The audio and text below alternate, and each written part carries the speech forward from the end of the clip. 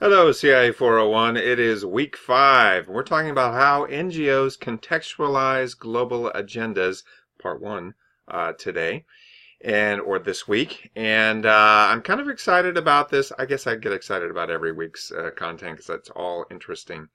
But this should be, I think, an eye-opener for some people anyway. It certainly is something that continues to in some ways surprise and in some ways shock me, even though I'm used to the topic. So we're going to do a couple things this week. One is we're going to try to understand how NGOs implement programs in local context while responding to national or global donors' agendas. That's really a key element of that sort of the yin and the yang, or the symbiotic relationship between globalization and contextualization. Next, we're going to try to understand the role that normative frameworks like the Sustainable Development Goals, and before them the Millennium Development Goals, and Education for All play in determining NGO educational programs and projects. So how much of those frameworks, which are really part of global agendas, maybe not necessarily always donor agendas, but certainly global legitimacy driven agendas, how much do those play in determining what NGO educational programs and projects end up doing? We're going to try to understand how international NGOs bridge the real or sometimes perceived gap between education and then either the labor market or life skills in local communities. In other words, how are they trying to do something that's beyond just what we typically think of as schooling, and really take it out of the school and into the community as well. And then finally, we're going to try to understand how NGOs coordinate public and private sector either partnerships or involvement in education around the world. So public-private partnerships are sometimes called PPPs. You might have seen that in another class or in the work that you've done coming into this. So a lot of interesting topics today. There is some required reading that you need to do before you start any of the modules below. It'll be out of your Education and NGOs book. We're going to be looking at chapters 1 through 4. This deals with NGOs and education in Africa, Ecuador, the Gaza Strip or Palestine, and in India. And so you're going to see some videos that have those countries and those communities in them. You also see some from other communities around the world as well. But make sure you do that reading before you start in on the videos. Next, I wanted you, before you dive into the modules below, I want you to take a few minutes, as I say right here, to think about the different contexts that are at play in communities around the world. And most of us, if you're in this program studying education at the graduate level, you are in the upper percentile of people around the world. I don't care where you come from, whether it's a working class or a low-income background or a developing country. You're studying at an American university at an advanced level, and so you are up here. So what we want to do is we want to try to get a sense for the different kinds of contexts that families and children who go into schools come from. And a way to do that is to take a look at this about 12-minute TED Talk that looks at how the rest of the world lives organized by income. It's an interesting way of thinking about some of the background characteristics that are sort of underlying all the educational stuff we do. And we talk a lot about schools, and we talk a lot about organizations and sort of system level functions that impact schooling, but we don't always get the full picture. And this will give you a little bit more of that full picture and hopefully help you think about how you can compare contexts a little more readily. That's important because as we move into the different modules, we're going to be thinking very much about developing country context. We're going to be thinking about the global poor. You're going to hear that word a lot, poor. We're going to be struggling with how education is facilitated in regions that desperately need something. Sometimes it's education, sometimes it's something else, by different NGOs and other similar organizations around the world. So our first module is looking at NGOs and education in the Global South.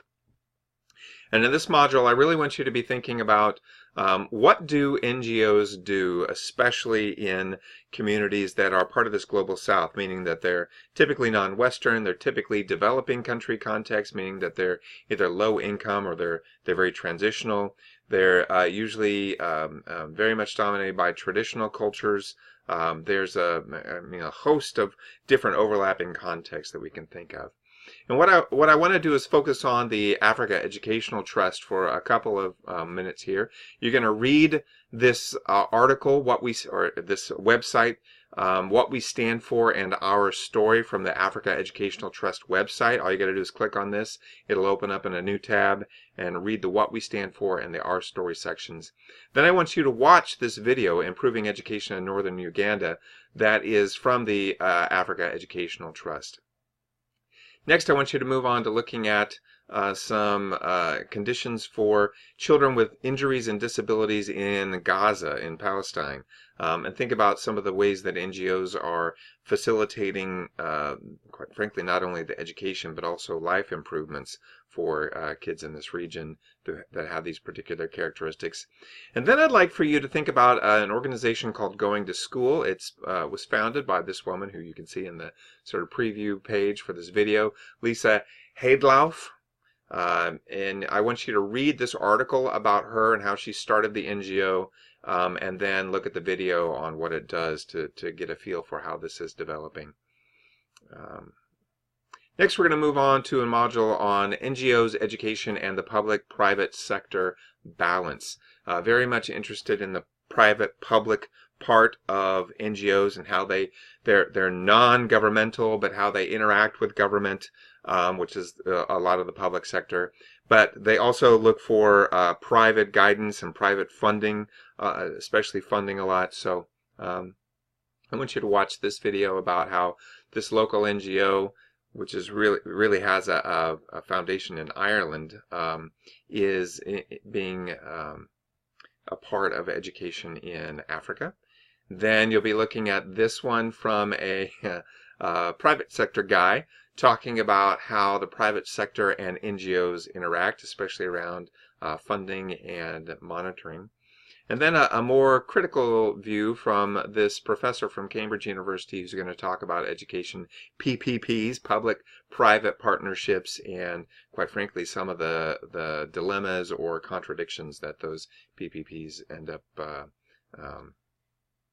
demonstrating. Then finally, our module is going to be looking at funding and governance of education in NGOs. It blends very nicely with module 2, but really the funding and governance, because the two tend to go hand in hand a lot, is an important concept. So we'll look at this one. I think this is set in India, looking at how education NGOs are managed by a sort of an intermediate organization that serves as a conduit between NGOs that are doing things in local schools and the Ministry of Education in a particular country. This is not the only country, by the way, that has an organization like that, so you need to pay attention to it. Then we're going to look specifically at Cambodia, which wasn't a country mentioned in your readings for today and out of the NGOs in Education book, but is an interesting case study. Cambodia is known as being one of the countries in the world that has the most NGOs per capita of any country. And education in particular has been highly influenced by NGOs, not only from domestic origins, but also international NGOs.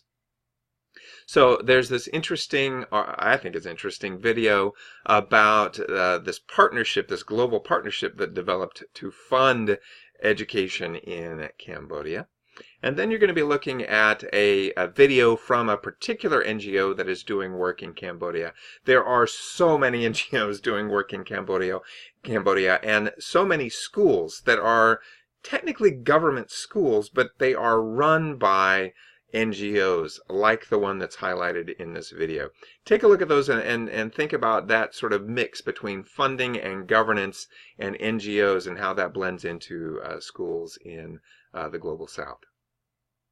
I'd like for you to use the videos and the readings and then come to class ready to answer these questions. These are going to mimic or reflect the objectives for this week very closely. So come ready to discuss these questions in class. And then, of course, make sure that you post a comment in the leave a reply section. If you're not the first one to post, then you need to be adding a paragraph of constructive criticism at the beginning of your comments, and then post your comments below. Can't wait to talk about week 5 with you in class. And of course, if you have any questions in the meantime, you know how to get in touch with me.